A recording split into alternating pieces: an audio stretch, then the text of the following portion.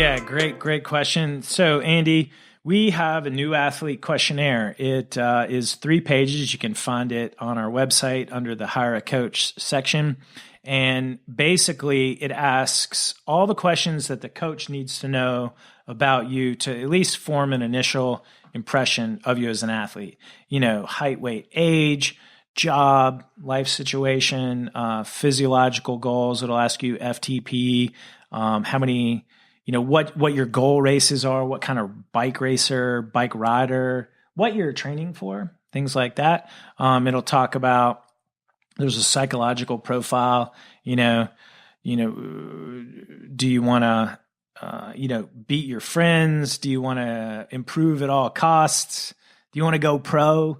Things like that. And then at the end of our questionnaire, to get to the second part of your questionnaire, if you have a Training Peaks account and you want to have your coach look at your data, there's a section in there to give your coach or give the prospective coach access to that.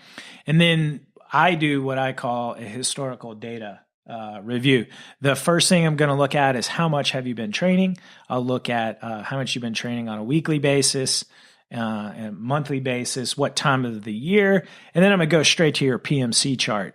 First and foremost, I'm going to go to your CTL. What was your peak CTL last year? Where are you at this year? And then that'll form the basis of a lot of the suggestions I make during the call.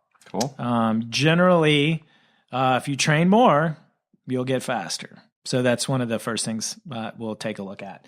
Rarely does someone come into a coaching consultation that has been training as much as they possibly could. Yeah. Maybe in some cases with a professional athlete, and then you don't look at that. But for masters athletes, generally we'll look at periodizing and training more, driving their CTL up higher. And it's probably important to come into it kind of with a fresh start, just looking at it, clean slate, okay, let's start from where I'm at instead of thinking so much about where I was, because I think that's the important thing and one of the coolest things about having a coach is you can kind of start with where you're at. And of course, everything you've done in the past is important, but it's also important to just, move forward. Right. Yeah. And have an open mind. Definitely want to have an open mind. When you are talking with, having a coaching consultation, that is the biggest thing to bring, is bring an open mind. You're going to be talking with someone that's going to present new ideas to you.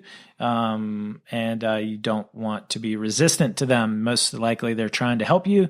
And new ideas sometimes can be scary. So bring an open mind.